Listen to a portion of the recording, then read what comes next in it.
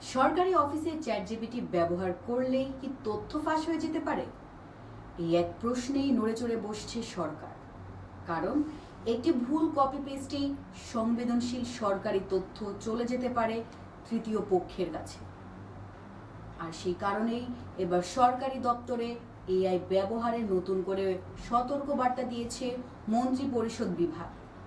আসলে কি ঘটেছে আর কেনই এত গুরুত্ব দিচ্ছে সরকার, চলুন জেনে নেওয়া যাক।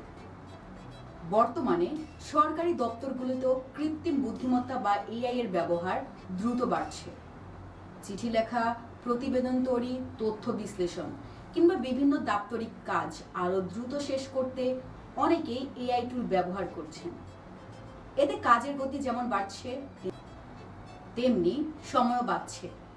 তবে এর সঙ্গে তৈরি হয়েছে একটি বড় উদ্বেগ।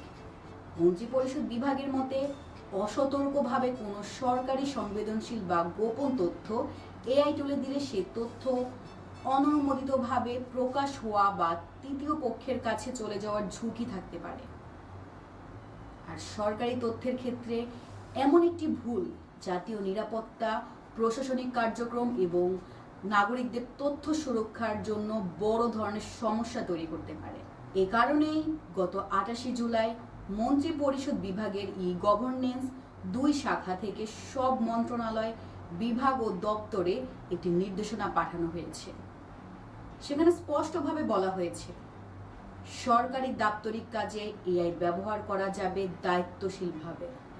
তবে কোনো সংবেদনশীল বা গোপন তথ্য ব্যবহারের ক্ষেত্রে প্রচলিত আইন, বিধিবিধান ও সরকারি নির্দেশনা কঠোরভাবে অনুসরণ করতে হবে। অর্থাৎ প্রযুক্তির সুবিধা নেওয়া যাবে, কিন্তু তথ্যের নিরাপত্তার সঙ্গে কোনো ধরনের আপোষ করা যাবে না। সরকারের লক্ষ্য পরিষ্কার, এআইকে বন্ধ করা নয়, বরং নিরাপদ ও দায়িত্বশীলভাবে ব্যবহার নিশ্চিত করতে হবে।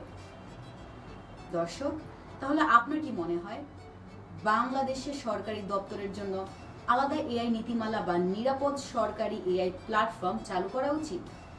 আপনার মতামত কমেন্টে জানান। আমাদের সাথে থাকার জন্য ধন্যবাদ।